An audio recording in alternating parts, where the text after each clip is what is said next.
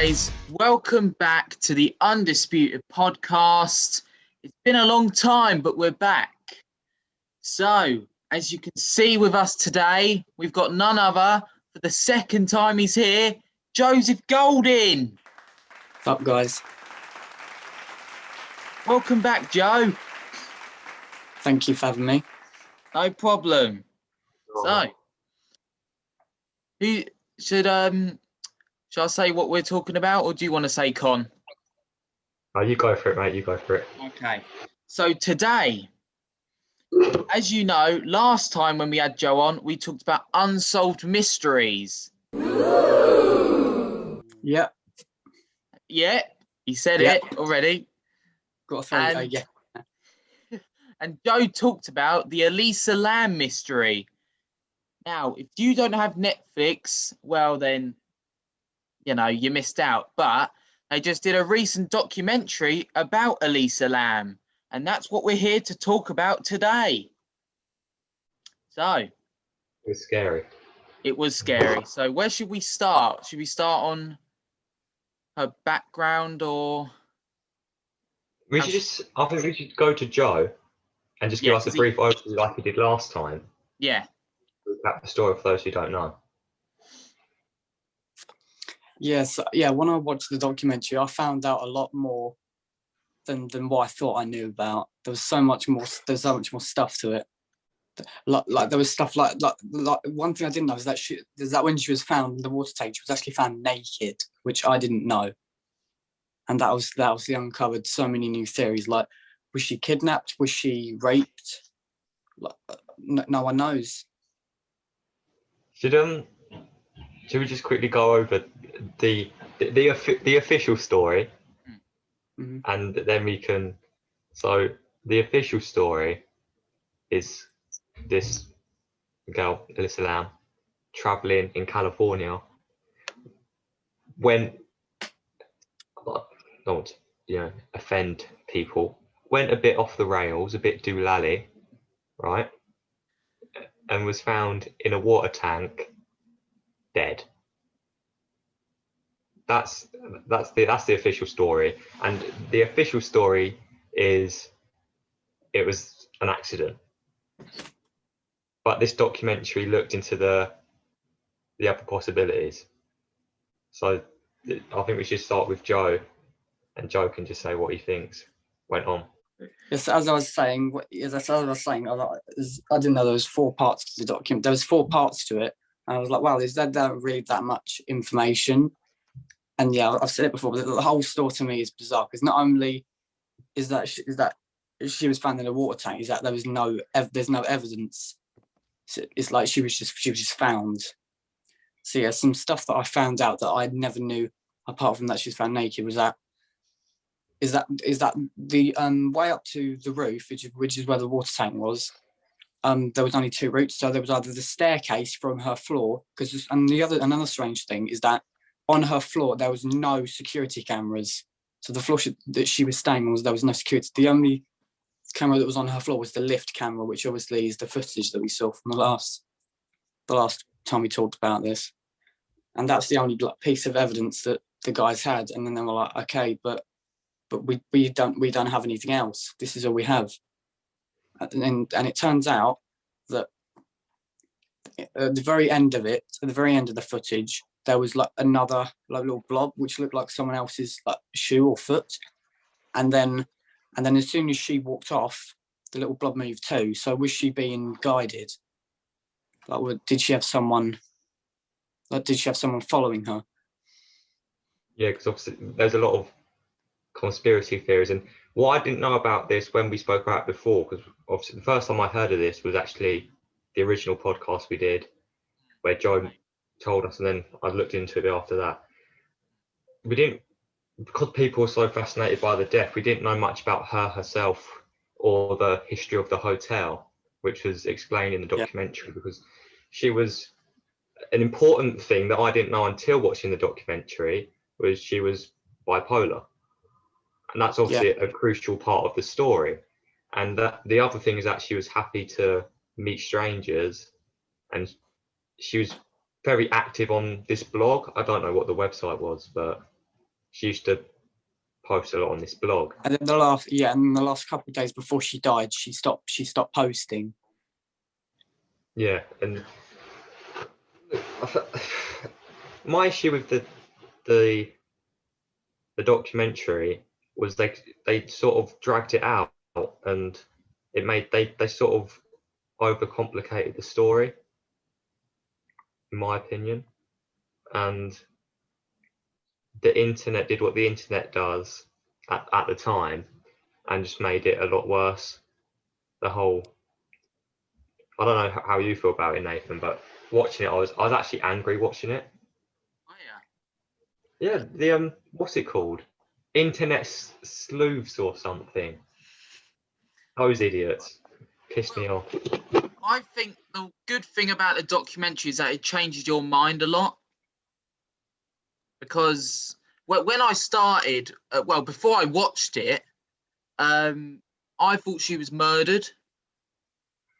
But at the end of the documentary, I believe the police's story. I actually do.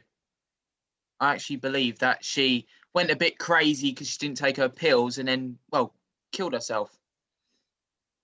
Well, the truth is, and people don't like it, especially in America, the police know more than, fuck, it's gone dark now. The police know more than us.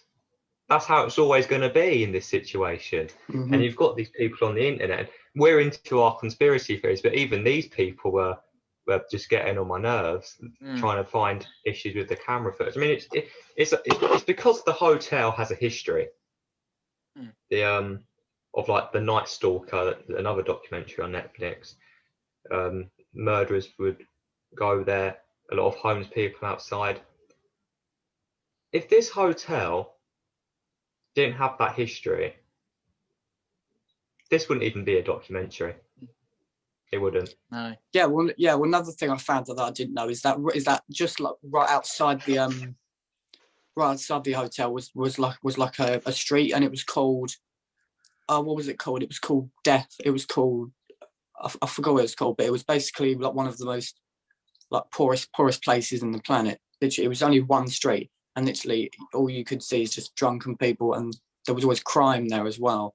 Like literally, if you were, and that leads people to think that maybe when she was touring of Los Angeles, she walked down that road, and then one of the guys kidnapped her, and then they thought, right, well, am I going to hide my evidence? So I was going to the hotel and just act normal, you know. Yeah, That's what I agree. Another thing for me, just I can't remember exactly what episode it was, but I'd say about halfway through the series as a whole, we find out about she was writing notes and she was placing them on the bed of the people she was staying with. Once I heard that, along with the footage, I was like, the case is closed. I was clapping the police's back. Figure of speech. I wasn't actually there, but then they stopped. The internet just took it on its, and it's there's a Netflix series. Fucking Netflix is just getting shit out here today of trials by the media and how the media have affected cases. I think the media made things worse here with this story, because I think if you break it down, if we, without watching the Netflix series, if we saw this case on a bit of paper, on a bit of writing, anyone could have solved it. An accidental death. I think the problem with the internet is that they wanted to believe what they thought. That's the problem. Like, they wanted her to be murdered so they would be right. And these website sleuths making, whatever they were called, making these pages on Facebook and Twitter, these group pages of Elisa Lam, pretending they was connected to her. You are a hypocrite, because they were finding entertainment in their lives from this poor woman's death. And it infuriated me, because this poor woman's died, no matter how they don't really know how she died. They're going on this theory. And you're basically entertaining yourself off of this poor woman's death. And they've attended, and it was a dentist. I can't remember his name. If I knew it, I'd say it. There was a dentist who is a bloody psychopath in this documentary, is talking about how he felt a spiritual connection to Elisa Lam just by watching the video of her in the bloody elevator. If you have a connection to that, mate, you are mental. But where's the evidence for that? That's what makes it so strange, because there's no evidence. The only evidence we have is her in the elevator, nothing else. So you can't. So someone can't just watch that one time and be like, she was possessed. She was possessed. That's all there is to it.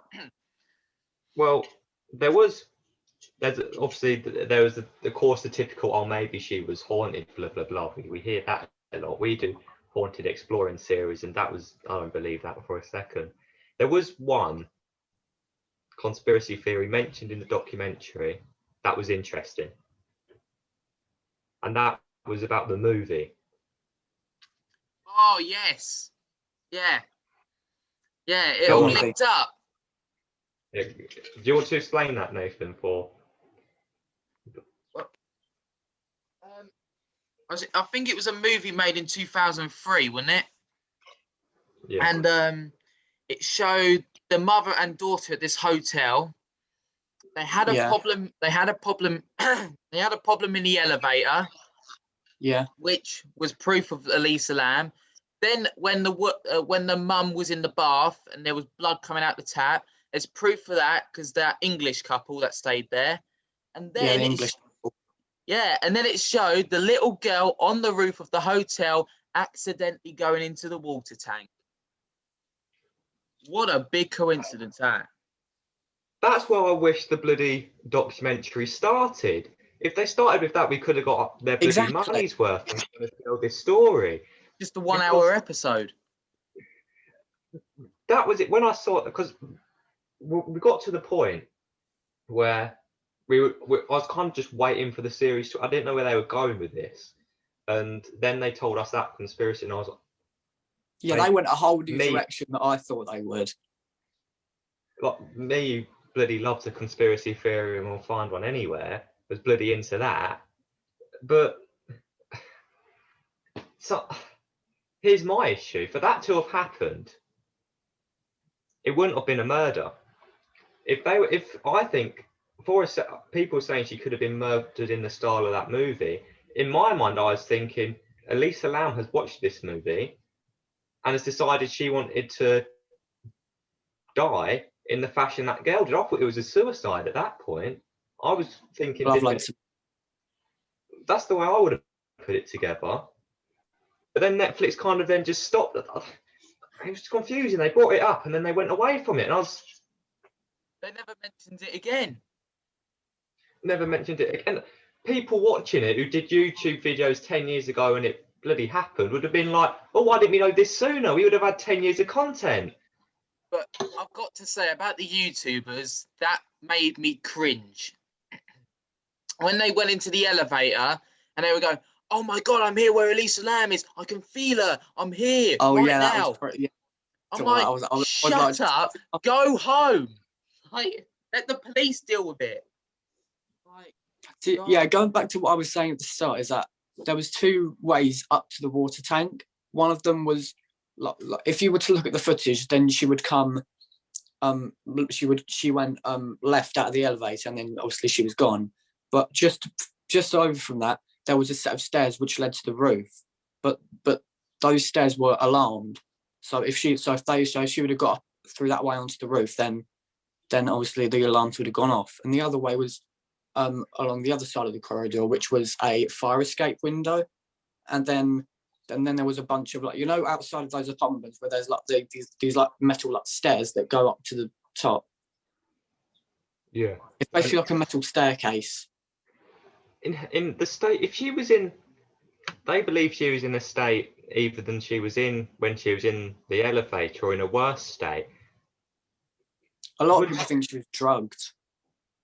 I mean, I thought she was drugged. Well, my issue is, why aren't she taking the medication? Don't want to sound heartless, but why aren't she taking the medication that she's supposed to take? And that's another issue that I can come on to later if you want. But about people, you see loads of people that end up dying or being murdered or whatever, and that because they haven't taken their medicine. It's like, well, you could bloody help yourself out, couldn't you, for starters? That's just the way I view it. But something else, just quickly about Netflix that annoys me, because there was a confusion about whether the tank was open or not. It was. I mean, Yes. obviously, one of the 50th document. The tank. It wasn't a locked like lid. It was literally just a lift, and then the tank is open. And that's another thing. Like, how would the tank be? How would she have closed it if she got inside the tank? How would she have closed it? Because there was no handle on the inside of it. Because when they checked the water tanks, obviously the water was going funny. The lid of the tank that she was in, it was closed. Yep, and there was confusion whether it was open or closed, and then I'm pretty sure it was closed. yeah, I think it was closed, but then there was people saying it was open and closed, and then it turned out in a couple of episodes later that it was just a miscommunication and it was closed or something like that. And Yeah, because a couple of days after she went missing, police and police dogs, when they obviously were searching for her, they searched around the whole hotel and they searched on the whole roof. So how couldn't they have found her if she was even with dogs? Because by that time she was literally just only like a day into being in the water tank. So how didn't they find her? I think they did a piss poor job of looking, to be honest. I was like, oh, my mind just keeps flashing back to when obviously the water got weird. Oh my goodness. Yeah, the way I see it is this woman's gone missing in this bloody fucking slums of Los Angeles, let's be honest, in the nicest way possible. I think the police just thought she ain't fucking here. That's what I think. That's just simply what they thought. I think they thought any woman that's come here and end up in a hotel like this, in their right mind, isn't going to be walking down the street. So they had to look around and thought, well, she's gone out and she's followed the wrong crowd. And let's be honest, would you think to look in the water tank? You'd probably have a look while you was up there, wouldn't you? Yeah, but the police were probably stupid and like, no. There's no way that she could be in the water tank. There's no way that someone could have just murdered her and they just thought, yeah, that'll be the best place to hide a body. But the issue is when she's on holiday and she's an adult and she's on her own, is you have to think there's a possibility she's just gone somewhere and hasn't come back yet because she's exploring. There's that possibility. Yeah, you're pretty vulnerable if you're by yourself. I think the police wanted it done as quickly as possible, to be honest. So they have shit like this all the time in that part of LA. I mean, fuck know how there's the rich living around Beverly Hills around the corner. It's unbelievable. It's like two different worlds. Beverly Hills is New York. Is near New York, I'm pretty sure. Wait, no. I don't know. I don't know where Beverly Hills is. It's in Los Angeles. You know how crazy it is because I swear they delayed a day of search because one of the police officers went crazy and started shooting people. So just shows how they delayed it. Typical American fashion. Yeah, I remember that. Yeah. But the thing with the ladder, the reason I don't believe she's murdered anymore is because it's so hard to carry a body up that ladder. Like, there's no way. No. And even up the staircase, it's going to make a racket. Yeah. And also, a lot of people thought that it would be linked to murder, is because on the roof, in one of the corners near the water tank, in one of the corners of the roof, there was loads of beer. There was beer bottles and graffiti. So that was another piece of evidence. That's because they're living in bloody poverty. Let's be honest, in that part of Los Angeles. So no, maybe she wanted to explore the whole hotel, and then some guy on the roof who was just sat in the corner, sipping his booze, was like, "Yeah, I always go up here, and there's only me. I might as well just kill her while I'm at it." We're up here. Why not? That's the only possibility. In a world where we're wrong, the police is wrong, everyone's wrong, and she was murdered. would be she met the person who killed her up there, but all they did was put her in the water tank, and then just disappeared down the ladders, and then because it's not just like the only way Elisa could have gotten out of the hotel was through the lobby, because there was no other way out. So who knows? Maybe the guy who obviously murdered her like just acted normal, and then just literally just casually walked out of the hotel, because there was no footage of Elisa leaving the hotel the day that she went missing. I don't see it. I don't see it as a murder. I think any of the evidence was. It's a spooky story until you just think of it as. That's another thing. When she was found and she was dead, there was no signs of obviously anyone like her being stabbed, shot, or strangled. So she could have been drowned. As I said, I just believe the police's story. I believe she just went in there for like a little dip, got stuck in there, and died. Literally, if I was like, oh, I just want to go for a swim. There's no swimming pool. I wouldn't go into the water tank and be like, yeah, this looks good. Even though I'll probably die and drown, and I probably won't be able to get out. But yeah, I'll just take a little dip, swim while I'm at it. Yeah, but she was off her pill, so she was a bit, crazy and all that. Like with the elevator, she was pushing all the buttons like it was a video game. So yeah. Even when I heard that the thing that I was like, she has to be, because why would she be acting like that? If you knock out the the ritual and the ghost supernatural theme out the window, then it links really closely.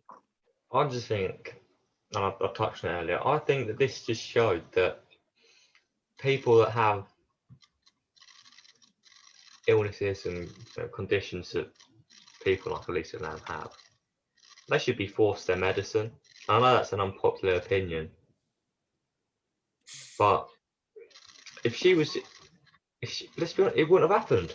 It wouldn't have happened if she was taking her medication. So do you think she had an illness or like depression or something like that? yeah, she had depression, didn't she, or something like that? Yeah, she was extremely bipolar, and depression came with that.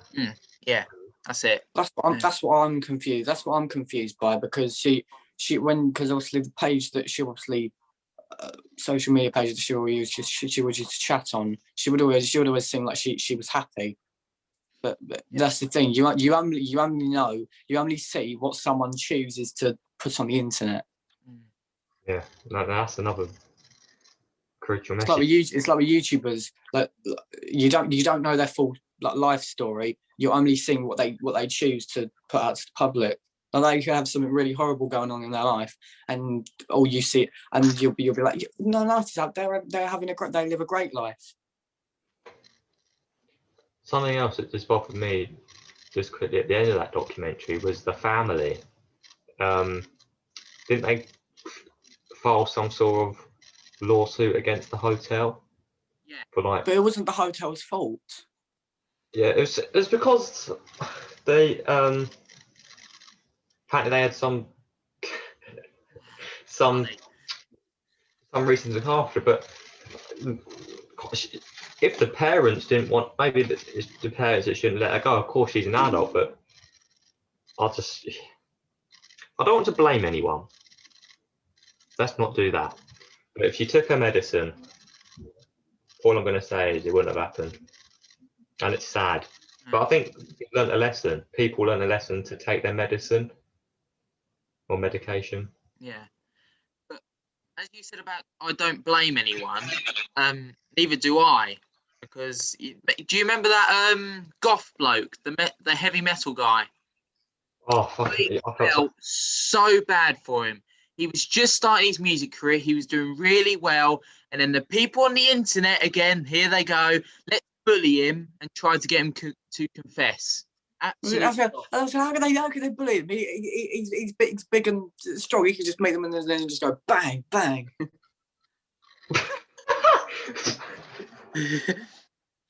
But the thing is, what didn't get me is that he went there a whole year before Elisa Lam died. This is what happens where the internet gets involved, and the internet. What were they trying to get him to confess to? Oh, because in one of the music videos, he was chasing a girl in the woods with like a knife. But as he said in the documentary, it's music. It's a music video. He's not saying he's actually killed someone. It's just him like doing a video that relates to his lyrics. It's literally like watching a serial killer film, and literally them doing a scene of killing someone, then some of them be like, no, he's just killing. No, the actor's just pretending to kill a girl. We need to sue him. Ridiculous. Yeah. Because of this guy, he made his music was a bit provocative, wearing full black. He wants to be the Undertaker, right? And he's watched too many WCW or something as well, and he's painting his face like Sting. He said something that I can't even remember what the lyric was, and then people was like, "Oh, it's got to be this bloke. It's got to be because the internet knows best, right?"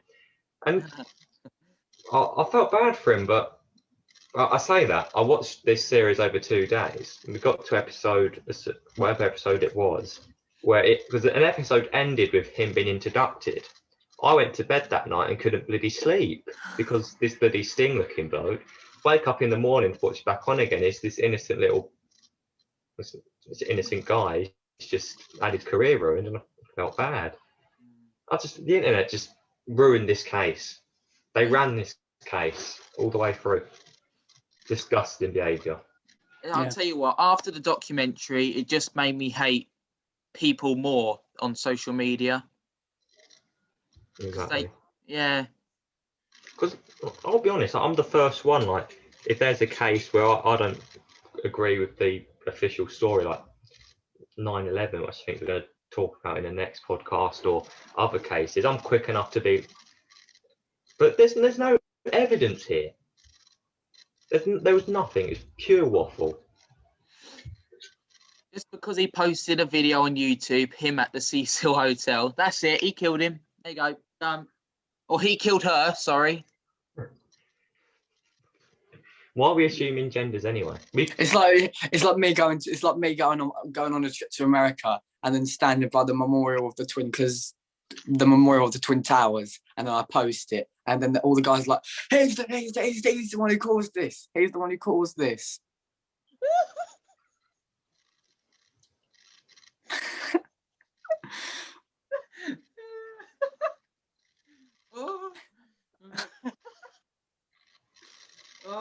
I'm just trying to be a tourist.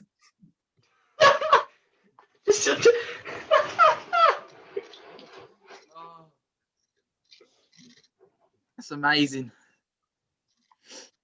Oh. Just trying to be a tourist. I'm just trying to be a tourist. So hey. Sorry. To be honest, Joe, mate, I don't think anyone's going to blame you for 9/11, but I mean, maybe when we talk about it, that's going to be a theory we put in. Joe Golding did it. Well, that'll be. I've already tried to eliminate my school, so I mean, it isn't. Yeah. There you go. Dot your I's and cross your T's. Joe Golding did it. Have a look again, America. No, we're not joking about it. Sorry, but No, it's plain wrong. Yeah. Back to our good pal Elisa, Mrs. Lam. Oh, that was it. Another thing. The there's a thing going around, bit of a disease going around. Not corona, but the medicine for it was called the Lam Elisa or something like that. Yeah. And that's just probably the name on the prescription, like who it's prescribed for. No, they named the vaccine thing. It wasn't like a vaccine, but what was it called? Yeah, I swear it was called Lam Elisa. Yeah, I'm trying to remember what the illness was called, like tuber something. I was going to say tuberosity. It's not called that. That'd be a shit name, wouldn't it, for a disease? But it's something that comes from water. So I don't know if they named it after her because of her blood being in the water. But that was weird and a bit insensitive, actually, from the people that named that. Not good, not cool. Anyone final thoughts on this? No, I don't think I have any final thoughts. I think I've just said everything that I've needed to say. Because honestly, this has made me like look at this case in a whole new perspective. Because when I first thought of it, I was like, it's got to be like she was doing a ritual. But then when you look at other people's stories and then what other evidence they found or what other evidence they could have found, it just made me think, oh my goodness, what this has just gone almost stranger than I thought it would. I agree. But well done, Netflix, for cashing in on this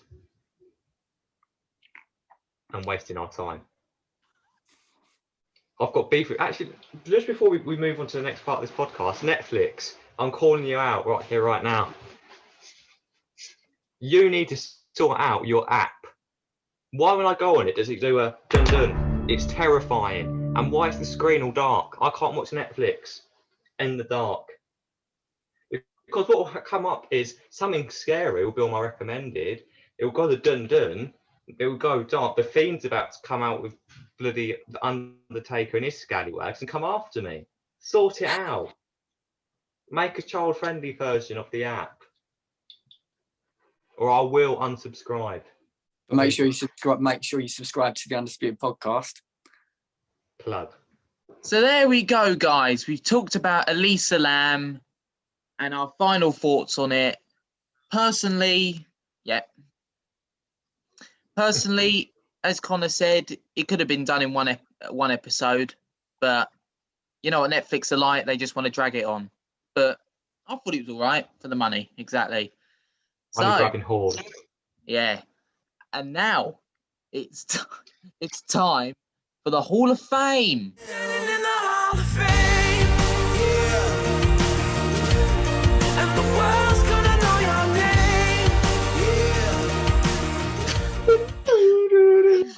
So, do you want to go first, Connor? Or We'll go first. Our Hall of Fame is a very diverse place. Many people from many walks of life, even some fictional places. And in saying that, I induct Eric Cartman. And if you don't know who Eric Cartman is, watch some South Park and don't be wet about it. Don't be a lefty. Just watch it and have fun, have a laugh, get on it. Netflix or Amazon Prime, wherever you fancy. on Netflix? Yeah, there's only a few seasons though. Oh. You can watch them all on Amazon though. Oh, that's all right. I've got to say, with South Park, my favourite ever scene is when he's in class and he has the megaphone and he's telling the teacher to suck his balls. Honestly, that's my favourite clip. It's amazing. I love his saying as well, breaking my balls, when he was the negotiator. Yeah, breaking my balls, headshot, breaking my balls. He's just a legend. I wish he was real, and I'd hug him. So, Eric Cartman's in. You're in. Welcome, lad. So, it's now my go, and this is a first, because not once has this been done, because I am inducting a group of people. So I am inducting Q, Joe, Sal, and Murray, all 4 people of the Impractical Jokers. I'm inducting them because I like their show and I always laugh at it. Sometimes it is quite embarrassing, especially the bingo one. That was really bad, but no, it's really good, and it's fun seeing 4, group of friends just having a good time. Plus, I think it's the one thing the Americans do better than us. The only thing. Because the UK version is terrible. But yeah, I'm inducting them. So there you go. And just saying, lads, welcome. But do be aware that the Undisputed might be stealing some of your ideas for future videos. No hard feelings. So that's the Hall of Fame done. 2 great inductees from 2 amazing shows. But now it's time for the questions. So, Okay. what's the matter? I'm just so nervous. So, Okay, just ask the questions. I've got to say, I think like half of these questions, well, most really, is for all of us.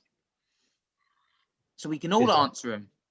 So, Okay. the first one is thoughts on Ryan Kemp. I mean, he's all right. I used to sit next to him in year 8. He I'm just gonna say he's all right. He's not too bad. He's all right. I can't comment or we'll get reported. So that's got anything? I'm just gonna say I carried him.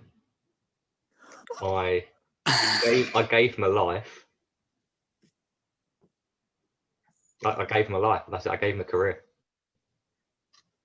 He walked away. What can you do? Please don't report. I don't give a fuck.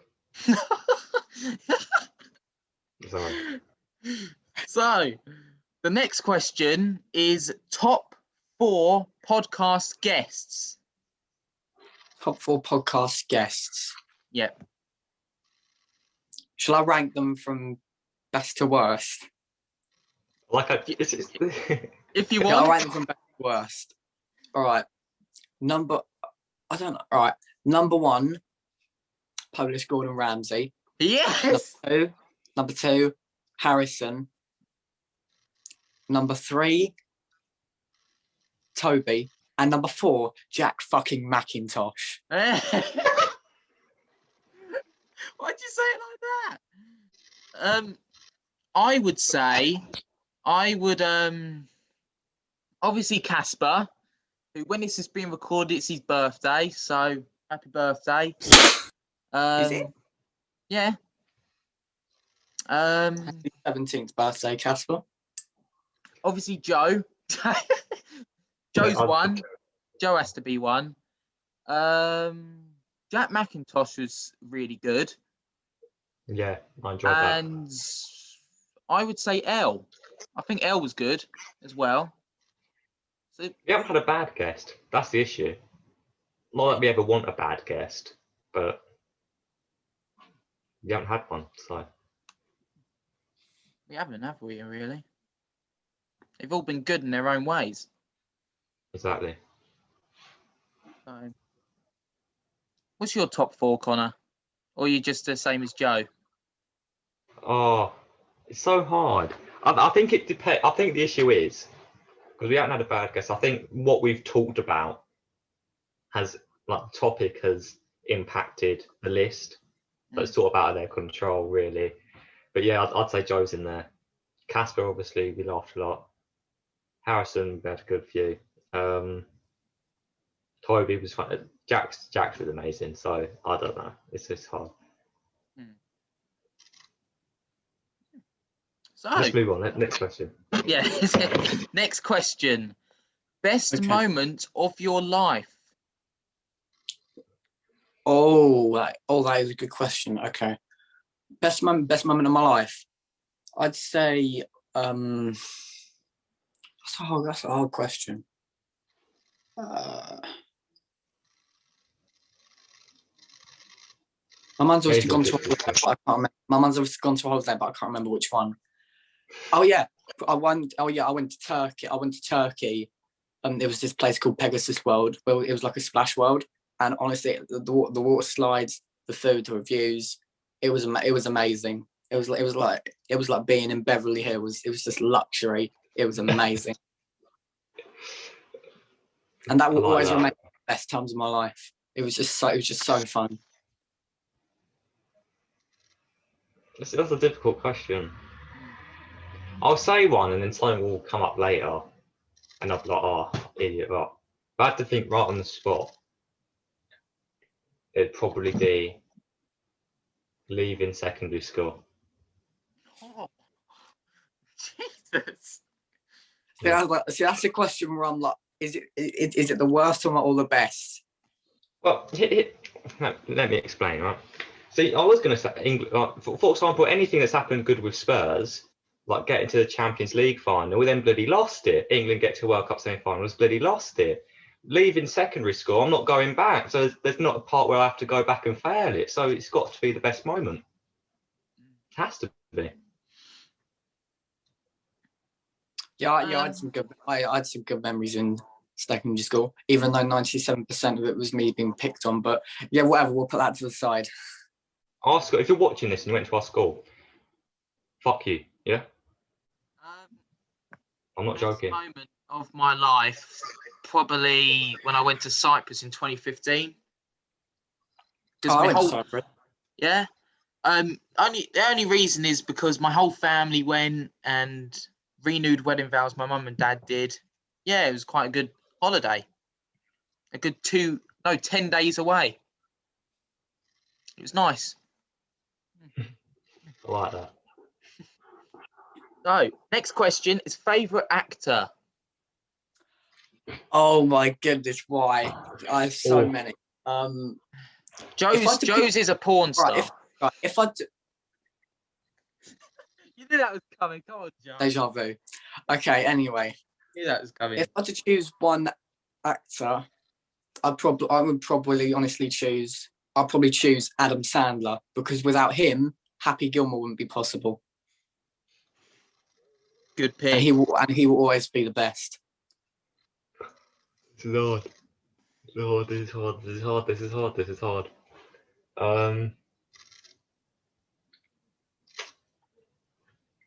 What's his name? Steve Carell.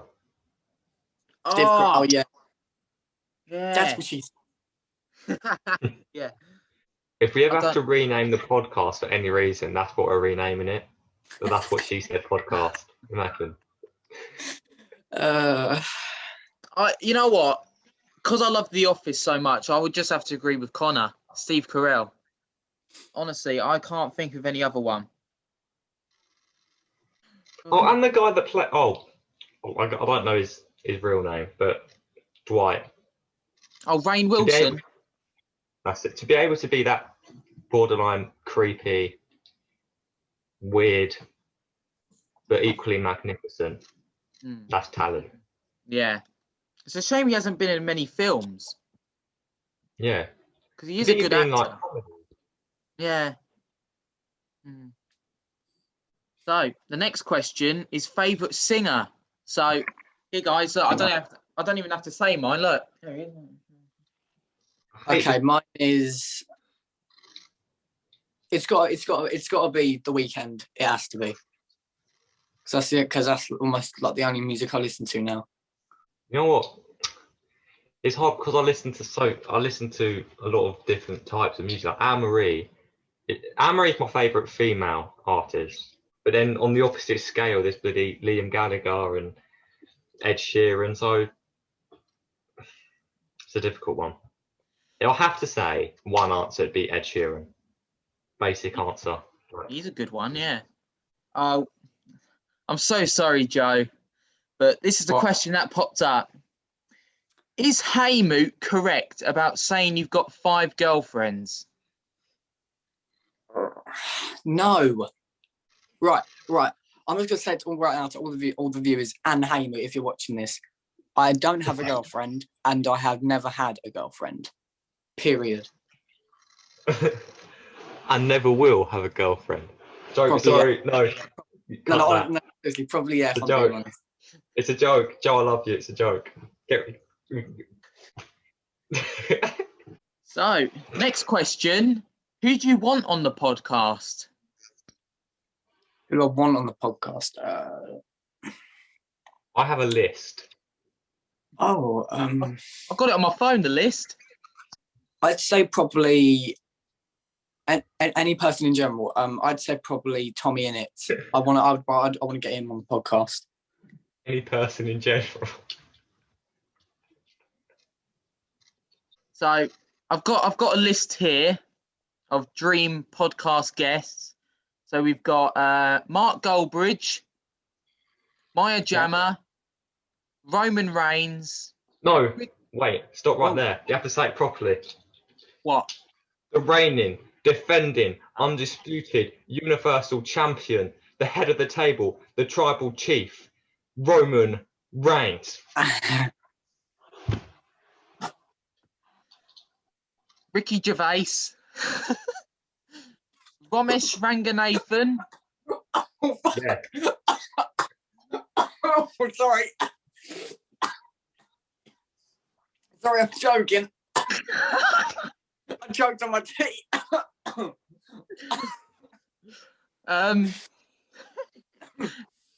Sorry. Jose Mourinho, Liam Gallagher, and Phil Mitchell. Yeah. And we can add Anne-Marie to that list. David Icke, he's my favourite conspiracy theorist. Who else is cool? The Queen. The Queen. The Queen. So this is the last question. Okay. Ready? And it is favourite present. Favourite present. Favourite present, yeah. We're talking right in general. Christmas. It could or be birthday. anything. Christmas, birthday, random, don't matter. If I could get one present, I'd probably get a like right now. I don't know. There's so many things I want. Probably a dog. I quite like a dog. I really want a dog. I've got one. A present I want is a pug. And and the best present I've ever received, I think, this year is probably a PS5. You got a PS5? Yeah. Aren't they meant to be like out of stock everywhere? I've been trying to save up for an Xbox recently, and they've all sold out. Everything's gone. There is an app where it gives you a notification every time they're on stock. That's how I got it. What about yours, Connor? What's your favourite present? My Jammer DMing me. No, yeah. Can we insert that? Because I love to plug that everywhere. And the picture's up now. Present I'd like is for the undisputed, reigning, defending, universal champion Roman Reigns, the tribal chief, the head of the table, the person that gives us a reason to live, Roman Reigns, to be on this podcast. Make it happen, Roman. Just DM us. Let us know. In fact, to end this podcast, to officially go off the air, I'm going to sphere my computer just for you. Oh Jesus no! Christ. Okay, let me quickly do the outro. Wait, Okay. what? Hold on. What's he gonna do? He's gonna spear What's that like mean? that. So, thank you guys for watching the podcast. Thank you, Joe, for coming on. Subscribe. Yeah, subscribe, like, Hit the like comment. button. Bye, everyone. Bye. Peace. Have a nice day.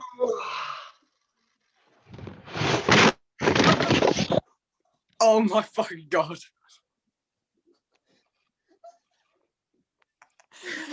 Ah.